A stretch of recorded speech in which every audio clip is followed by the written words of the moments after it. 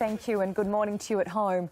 2 weeks into the election campaign and Kevin Rudd is staring down the barrel of defeat, with polling of key marginal seats handing Tony Abbott a decisive win.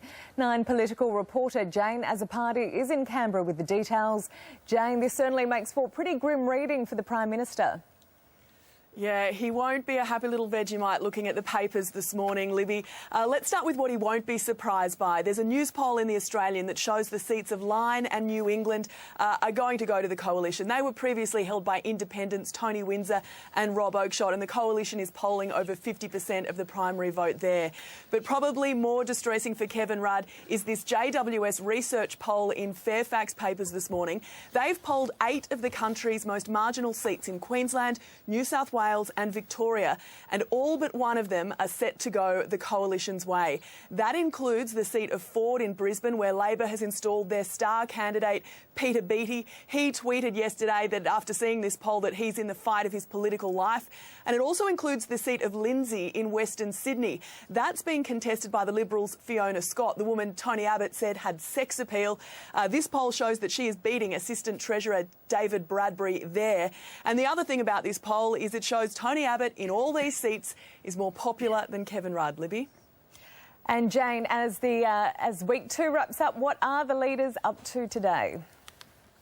Well, Tony Abbott arrived in Perth last night. We don't have too many details about what he's up to today. We believe he could be heading to some regional areas, but there are a number of marginal seats in Western Australia that the Coalition will be keen to snatch from Labor. Kevin Rudd left Perth yesterday, so there was no crossover. He's in Adelaide this morning, and he's expected to make some major announcements for the car industry. We're expecting $500 million to be announced to support car manufacturers and also for research and development. Of course, that comes after Ford said it would be ceasing operations. There's concern about Holden. So this will allow Kevin Rudd to talk about jobs and the economy, which is what he wants this election to be about. Libby? Thank you, Jane. Jane Azzopardi there in Canberra. There's been more bloodshed in Egypt overnight, with another 60 people killed in violent clashes between security forces and supporters of ousted President Mohamed Morsi. The country remains in a tense state of emergency following days of chaos that's claimed more than 600 lives. These are supporters of the Muslim Brotherhood, called to turn a day of rest into a day of rage. They'd vowed revenge against the military who cleared out their protest camps, resulting in the deaths of hundreds of people. "I'm a terrorist if you terrorise my religion," shout the crowd. Egypt is deeply divided. They killed them, they murdered them. We're here for Islam, not for a person, not for the Muslim Brotherhood, not for anybody. I don't belong to any political faction. Where is democracy? Where is our vote? And after that, he killed all people who are against him. And they didn't have any guns, any weapons to kill him. And they killed all of them. The army tried to seal off the main routes through Cairo to stop the Morsi supporters from rallying. Thousands tried to get across the bridges of the Nile. Some appeared to have been hemmed in at both ends by the security forces. They wanted to reach the main squares and other parts of the city, but the army wasn't having any of it. The violence has spread across the country. This was Ismailia in eastern Egypt. In turn, state TV showed what it claimed were armed Morsi supporters, keen to illustrate its forces are not targeting unarmed civilians. The army taunting the crowds with their authority. Everyone seemingly ready to fight another day. Shots have been fired at a home in Sydney's northwest overnight, but 3 people inside have escaped injury. Police were called to the scene at Putney just before 2 a.m. after the residents reported hearing gunfire. Officers set up a crime scene and will send evidence off for ballistic testing. A man and 2 women were inside the home at the time. Witnesses say they heard a car drive off just after the shooting. The strong winds which lashed Melbourne and parts of Victoria yesterday are moving east this morning. The Bureau says it should be a relatively calm day, but winds are expected to pick up again tomorrow as another cold front pushes through. The state's strongest wind gusts at 141 kilometres an hour were recorded in the Alpine region at Mount Hotham around 9 o'clock last night. In the Melbourne area, gusts reached 105 kilometres an hour over the bay. This week has been windiest in 6 years.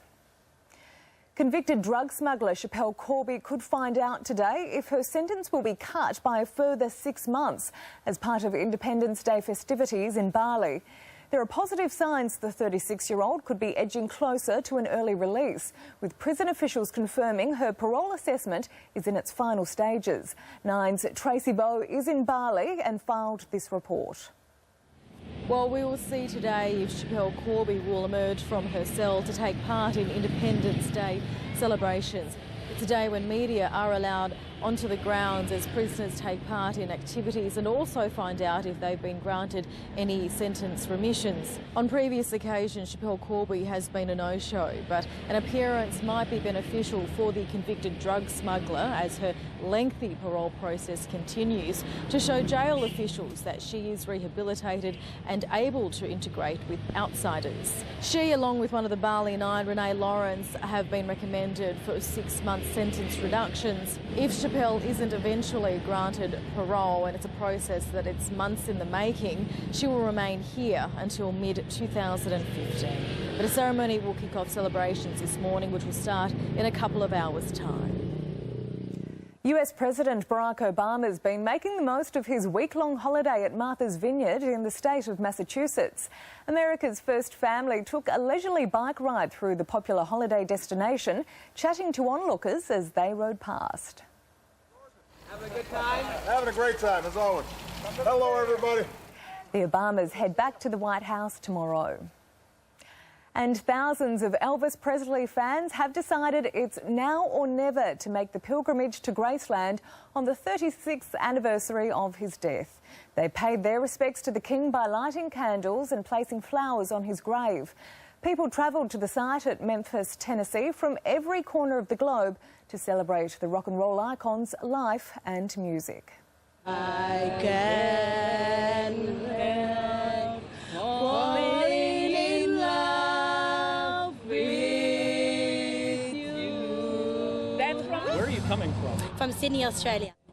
This school teacher says she's such a big fan she even has her students dancing to the King in the classroom, and that's all right by them. Forecast for your major centres right across Australia today. If you are in Cairns, the possibility of showers a top of 28 degrees, 25 and late showers and the possibility of storms in Brisbane. If you are on Gold Coast today, it will be a partly cloudy one, a top of 24 and becoming sunny and windy if you are in Sydney. In Canberra today, early showers, about pretty windy as well, a top of 15 degrees, 15 and showers on the increase later in Melbourne. If you are in Hobart, early rain due, a top of 14 degrees. Some wet weather as well in Adelaide, a couple of showers clearing in Perth. The centre of the country can expect a bit of cloud cover. That should clear though with moderate southeast winds, a top of 23 for the Alice. And up in Darwin today, mostly sunny skies for your Saturday, topping 32 degrees.